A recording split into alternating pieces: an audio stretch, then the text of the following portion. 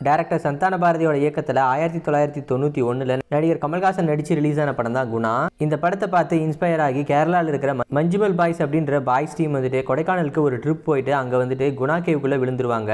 அந்த கேவுக்குள்ளே இருந்து எப்படி மீட்டு கொண்டுட்டு வராங்க அப்படிங்கிறது தான் மஞ்சுமல் பாய்ஸ் அப்படின்னு சொல்லிட்டு மலையாளத்தில் இந்த வருஷம் ரிலீஸ் ஆன ஒரு படத்தோட கதையாக இருக்கும். இந்த படத்தில் குணா படத்தில் வர மனிதர் உணர்ந்து கொள்ள மனித காதல் அல்ல அப்படின்ற அந்த பாட்டை யூஸ் பண்ணியிருப்பாங்க.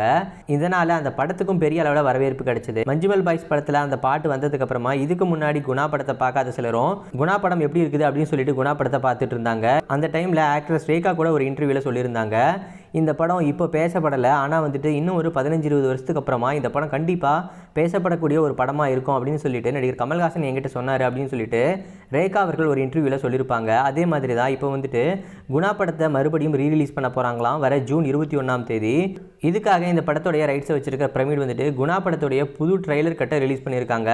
இந்த படம் வந்துட்டு ஜூன் 21 தியேட்டரில் நீங்கள் பார்க்கலாம் அப்படிங்கிறதையும் அவங்க வந்துட்டு அஃபிஷியலாக கன்ஃபார்ம் பண்ணியிருக்காங்க.